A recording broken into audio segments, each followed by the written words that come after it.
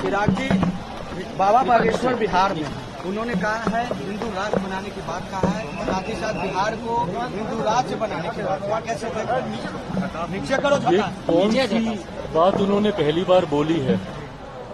बाबा बागेश्वर ने हमेशा से अपनी इस इच्छा को जाहिर किया है कि वो भारत को एक हिंदू राष्ट्र बनता हुआ देखना चाहते। जो लोग उनसे सहमत हैं वो उनके कार्यक्रमों में जाते हैं, उनमें आस्था रखते हैं, उनकी बातों को, उनके प्रवचन को सुनते हैं। और एक बहुत बड़ी देश की आबादी है जो उनकी बातों से सहमत होती है। बहरहाल बिना इस विवाद में गए हुए कि वो क्या कह रहे हैं नहीं कह रहे, देश चलेगा तो संविधान के आधार पर चलेगा। और जो राजनीतिक दल, हर धर्म गुरु की इच्छा होती है कि देश उनके धर्म के आधार पर चले। ऐसे में वो अपनी इच्छा को रखते हैं, उनके अनुयायी उनकी बातों को सुनते, मानते, समझते हैं। ऐसे में मैंने पहले भी इस बात को कहा है कि किसी भी राजनीतिक दल को इसमें हस्तक्षेप करने का कोई मतलब ही नहीं है। जब ये बात स्पष्ट है कि देश संविधान के आधार पर चलेगा, बट कुछ राजनीतिक दल उसमें अपनी राजनीतिक रोटियां सेकने के लिए, तुष्टीकरण की राजनीति को बढ़ावा देने के लिए और किसी एक धर्म विशेष को अपने पक्ष में करने के लिए बिना मतलब के इसमें आरोप प्रत्यारोप लगाने लगते हैं। बाबा बागेश्वर ने पहली बार नहीं कहा, उन्होंने कई बार इस बात को कहा। पर ऐसे में जो यहाँ के स्थानीय राजनीतिक दल हैं, पहले तो उनके आने का ही विरोध करने लग जाते हैं, उसके बाद उनके यहाँ रहने का, उनकी बातों का, उनके कहे का। भाई आप एक राजनीतिक दल हैं, आपको क्या लेना देना कोई धर्मगुरु आके क्या कह रहे हैं नहीं कह रहे हैं। जब किसी दूसरे धर्म के लोग अपने धर्म के बारे में सारी बातें करते हैं तब तो ये लोग नहीं बोलते राजद जैसी पार्टियां। क्यों? क्योंकि उस वक्त इनको तुष्टीकरण करना होता है। हकीकत ये है कि देश में एक बड़ा राजनीतिक दल और खासतौर पे विपक्षी दलों का एक समुदाय अब ऐसा बन गया है जिनके लिए भारत में सेक्युलरिज्म का मतलब एक धर्म विशेष का तुष्टीकरण करना है। ये सोच ही पूरी तरीके से गलत है। राजनीतिक दलों को अपनी टिप्पणी सिर्फ राजनीतिक आधार पर ही रखनी चाहिए और सिर्फ सरकार की नीतियों के आधार पर करनी चाहिए। धर्म गुरुओं ने कई बार ऐसी बातें कही और कई धर्म गुरु ऐसी बातें करते रहे हैं। इस विवाद में किसी राजनीतिक दल को पड़ने की जरूरत ही नहीं है। राजद के पास अगर इतना ही समय है तो फिर वो भी अपनी एक धर्मशाला अलग से खोल लें। फिर क्यों वो किसी एक राजनीतिक संगठन का हिस्सा बने हुए हैं? अगर उनको टिप्पणी करनी है, करें ना भैया, बिहार में हमारी सरकार को लेकर, करें देश में हमारी सरकार को लेकर।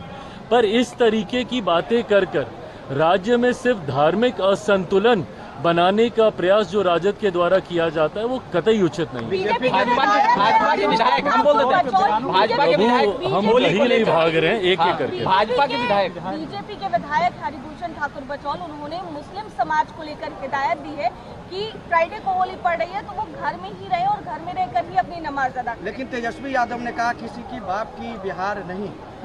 हम देख रहे हैं। देखिए ये भाषा जो बोल रहे हैं कि बिहार किसी के बाप का नहीं है, तकलीफ तो इसी बात की है कि कुछ लोग और कुछ दल इस बात को समझते हैं कि शायद उन्हीं के ही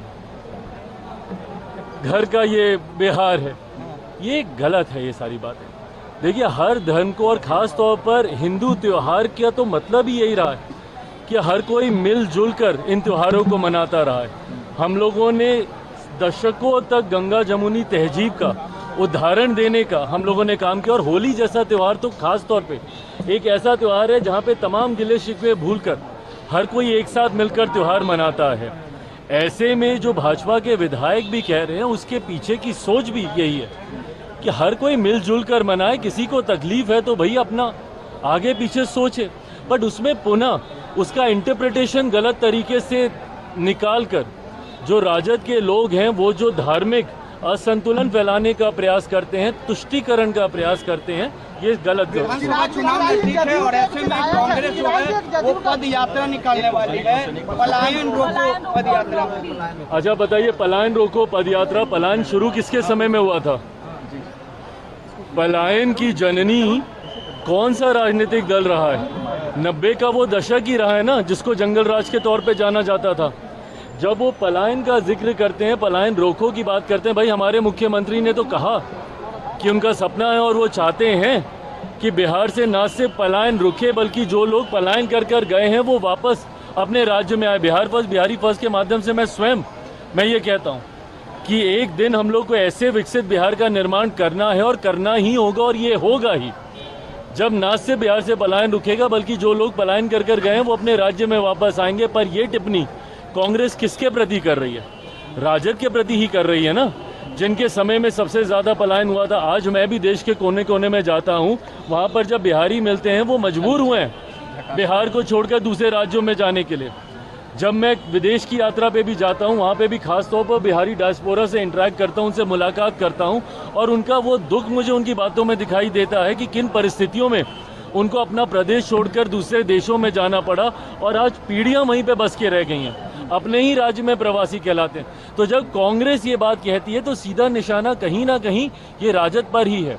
और इस बात को मैं कई बार कह चुका हूँ, पुनः दोहराता हूँ कि ये महागठबंधन का जो स्वरूप चुनाव से पहले अभी दिख रहा है, संभवतः ये स्वरूप चुनाव में हम लोगों को देखने को नहीं मिलेगा।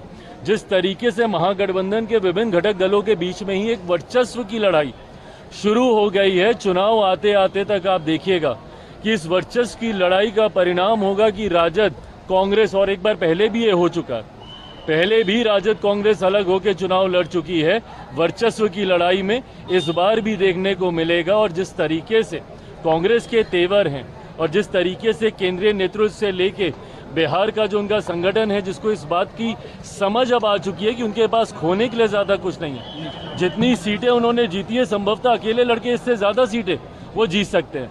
तो ऐसे में कांग्रेस और राजद एक साथ मिलकर चुनाव लड़ेंगे। मुझे ऐसा नहीं लगता चुनाव आते आते तक महागठबंधन पूरी तरीके से खंडित हो जाएगा। औरंगजेब मामले को लेकर मोदी आज मॉरिशस के दौरे पर है, पूरे बिहारी स्टाइल में उनका वहाँ वेलकम हुआ है।